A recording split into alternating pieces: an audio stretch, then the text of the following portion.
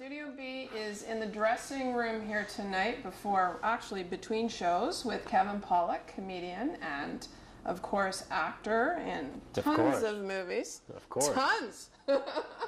Handful of them good. So my first question for you, Kevin, is who inspired you to be funny? Well, originally it was probably Bill Cosby, his first album.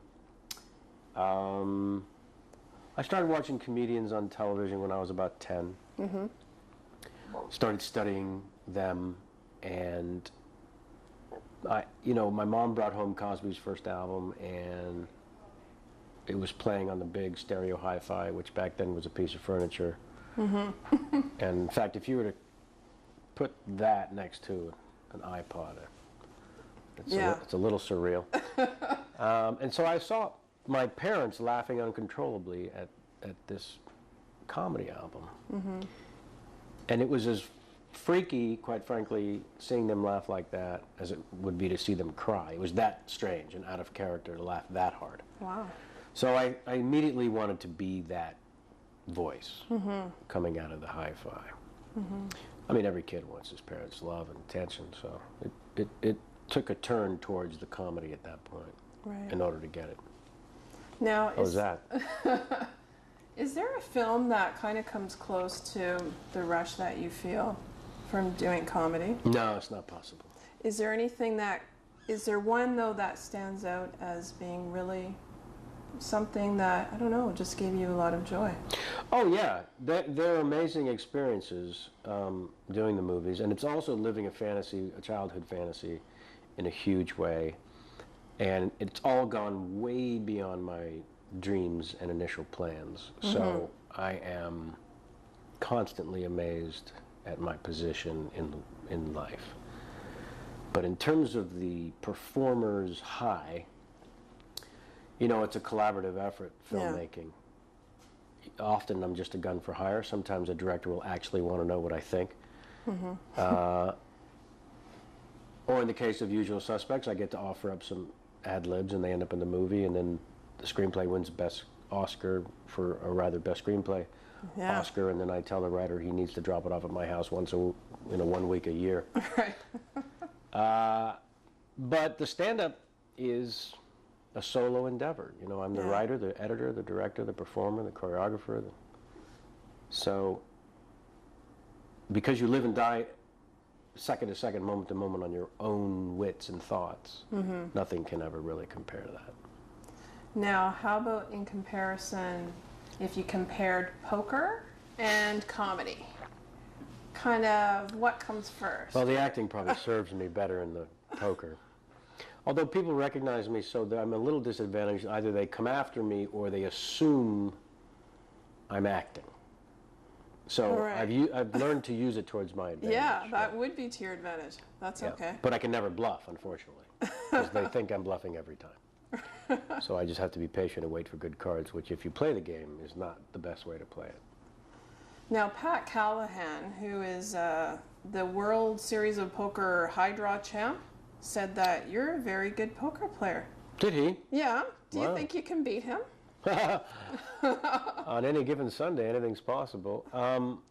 That's high praise indeed. I've played with a lot of the pros at this point, and they all, or a few of them have mentioned that I've improved tremendously over the years, which has been a very costly education.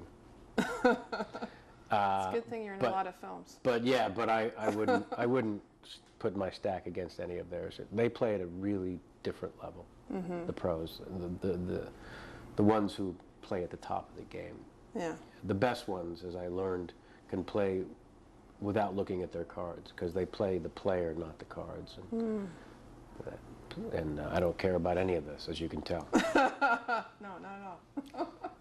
Now, what film and which film actor would you say has had the biggest influence over your career? I don't know that there's any one film or one film actor. I sort of collect various different moments from films in my mind Sometimes there'll be a comedic move from Woody Allen or Jackie Gleason or Groucho Marx or Steve Martin. I mean, I studied them all, so what happens is we all are very influenced by the masters. I quite honestly just keep waiting for someone to tap me on their shoulder and say, we've made a horrible error. You're not supposed to be here. That's not going to happen. But I mean, that's what I live with. Because I had no formal training as an actor. And Yeah. because of that, there's always a part of me that feels a little bit like a fraud. I mean, it's 60-something movies later, and obviously I'm as confident as one could be walking onto the set.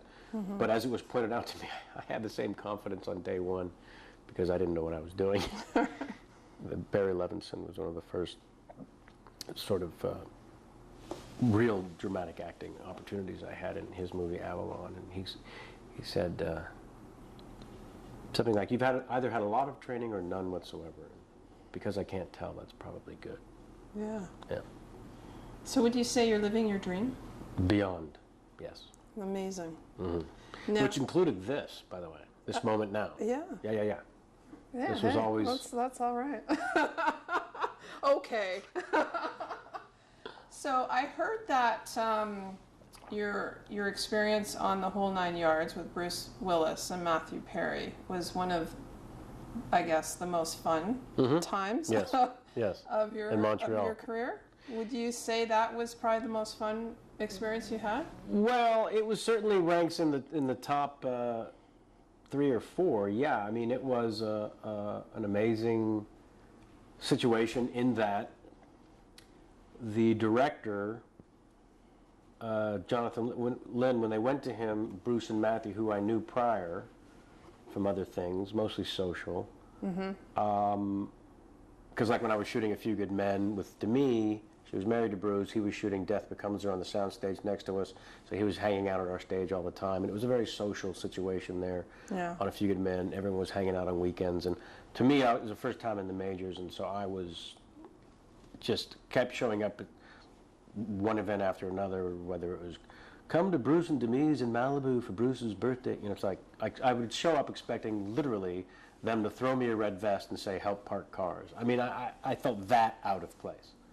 And they were all treating me as an equal from day one, which was also a lesson in professionalism, which did not fall on deaf ears, that's for sure.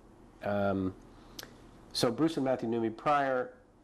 They approached the director about me doing the part of Whole Nine Yards, and the director said, well, fellas, he's quite good, I know. I've seen Whole Nine Yards. I mean, I've seen A Few Good Men, and I've seen Usual Suspects. He's very diverse, but this is a comedy, you know.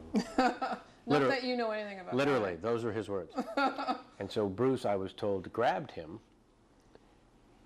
physically and said, he's a comedian, you idiot. And that's, so that, yeah, we had a lot of fun. Yeah. Yeah. Awesome.